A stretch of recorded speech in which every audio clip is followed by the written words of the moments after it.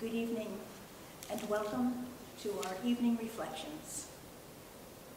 I titled this evening's reflection, The COVID-19 Pandemic, Our Season of Hope, Our Season of Growth? Yes, those are questions. Where is our hope in this time of trouble? Where do we turn when things are tough, when we are frightened, alone, afraid, threatened? Is our experience of God different for us in the good days and than in the challenging days?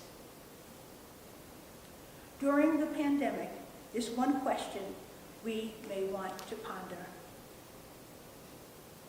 I turn to the Bible, especially stories from the Hebrew Scriptures, when we recall that our ancestors in faith dealt with being in exile, alone, far from home, wondering what might happen to them.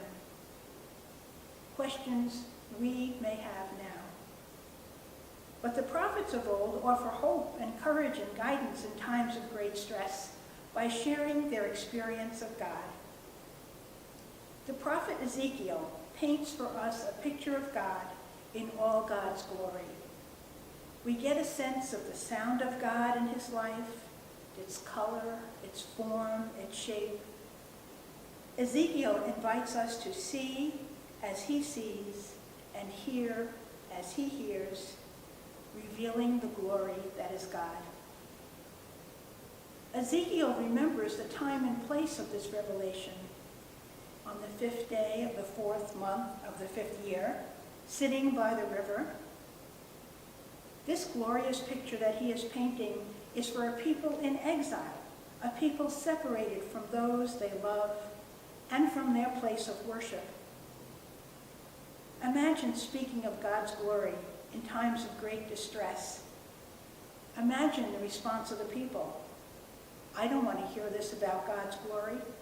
I want glory. I want God here, now, getting us out of this mess.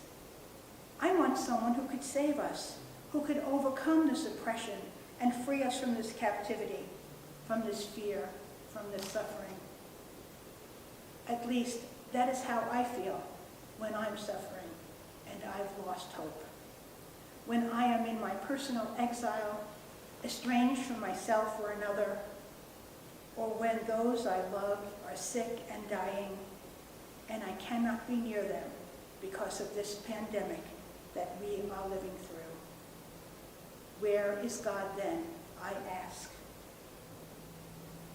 It's on my good days that I remember a verse from the wisdom scriptures. Wisdom dwells with experience.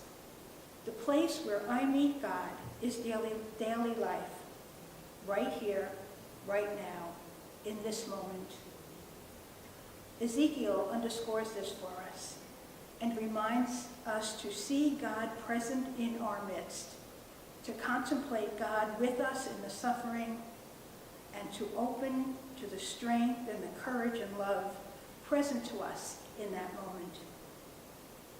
It may not be the answer that we want, but it does offer another perspective, a way of looking at who God is and how God is with us in each moment of life. When we are suffering, we want God to act on our behalf.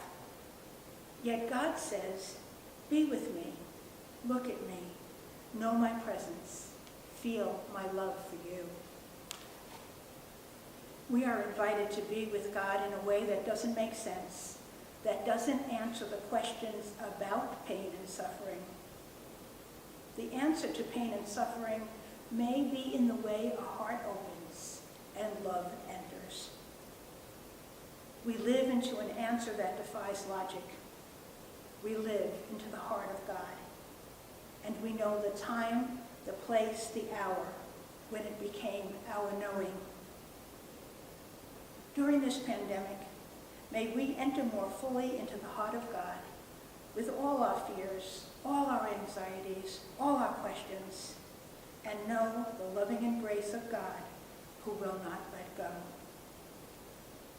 May this be our prayer for one another these days.